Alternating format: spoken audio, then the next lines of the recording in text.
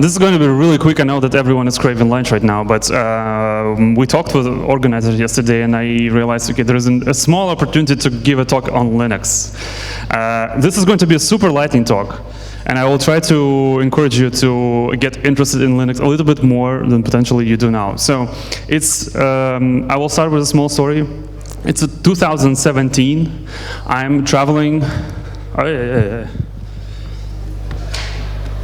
Yep. I'm traveling with my girlfriend to Reykjavik in Iceland. It's a beautiful city. I definitely recommend everyone going there.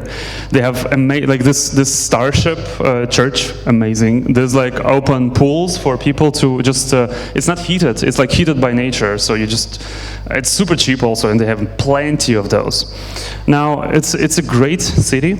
On the way there, we have a layover at.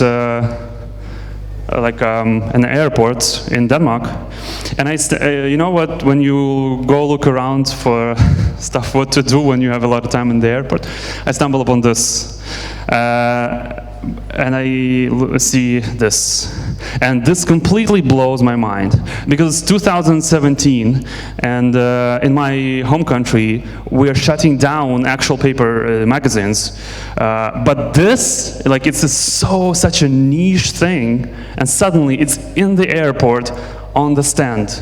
For me it was absolutely mind-boggling. So apparently people in 2017 were still interested in Linux and published and like paper, printing and all of that and distribution, and this is in the airport. This is crazy. It just so happens that as I travel, I read Twitter a lot. I'm super active on Twitter, and I see this tweet from some very random person who says that the Oracle lays off entire Solaris team, and now they're admittedly looking for a job.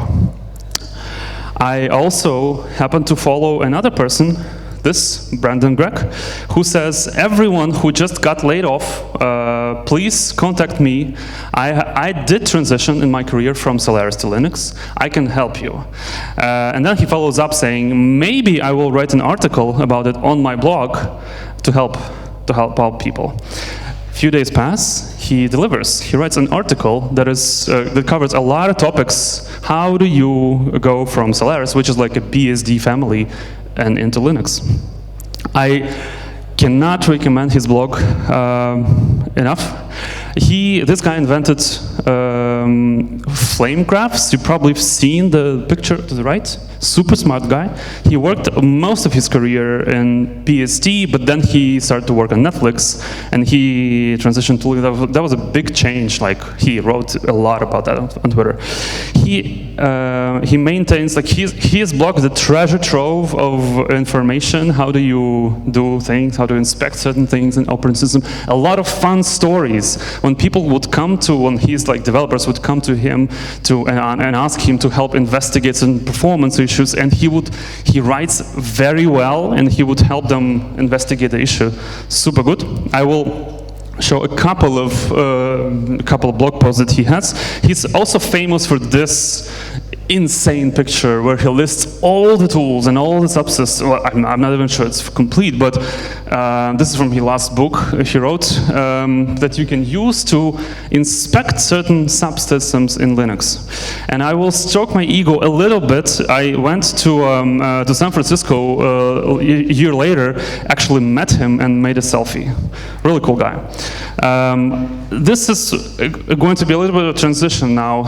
If you want, and I encourage people to really follow Linux development, this is one website that you actually need. There are a lot of good other resources like Forenix, for example, but this is maintained by editors and people who are actually writing Linux, writing documentation, and they're writing news about Linux as well. Obviously, Linux has a changelog. Not sure if you knew, but every something like 3 months, on a website called linuxnewbies.org, they publish a gigantic, huge changelog of things in Linux. I encourage people, please go and check it out. It's super interesting to read, and I'm finishing here, so I'm going to give you the first reason why. There are two reasons. The first reason why you need to to get into the stuff. So following Linux development, it, even by the virtue of just reading the changelog, can help broaden your perspective. I will give you 2 examples. So in the year 2020, there was this article on the news stack that says BPF and IOU ring are changing the way we will develop software. BPF since then blew up insanely. There is now a startup in Zurich called Cilium that is like building a product on some very niche small technology called BPF. BPF is like a small virtual machine inside the kernel. It's unheard of. Even though it was with us since the beginning of 90s, it was forgotten until in 2013, a Russian guy from Facebook, he decided to actually make it better, much better. It's a small virtual machine. You can run your own programs inside the kernel. So there is no copying between the kernel and user space, which in some use cases it just extremely improves the performance. But also it's used to trace things, to attach probes, which was yeah, it's super nice. I will give you one more thing. This is a screenshot from a blog of Cloudflare.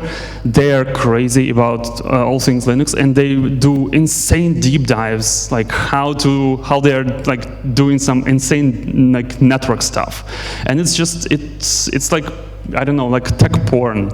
Like you read it, it's really enjoyable. The second thing, this IOU ring, it's like a system call in Linux. I'm not going to go into this, but check this out. Check this out. There is someone wrote a program that uses this new novel syscall, and I don't know if you can see it, but like WCP is the program. It just copies files. It copies files insanely fast. Like, today, when you thought, copying, we figured that out years ago, decades ago. No, it's still, people like improving this extremely, like this is insane, like more than 2 times faster in some cases, the copying works right now. The second thing I'm going to talk about is this. So Linux can help you understand your program better.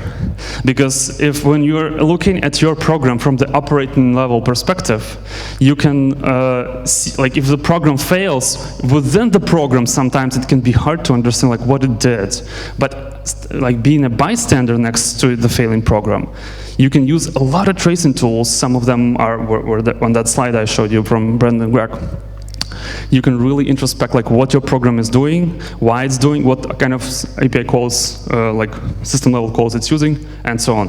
I think it's really useful, like to have it under your tool belt. You don't have to be programmer of Linux, like you don't have to know a lot of things, but the tools, it's super nice. I will leave you with this video. This is Brendan Gregg, and this is a very famous video of Brendan Gregg. It's called Shouting in a Data Center. So he and Brian Cantrell, who is actually filming this right now, it's a very famous guy, was CTO of Joyent. Joyent is a very well-known company. They created Smart OS, I think.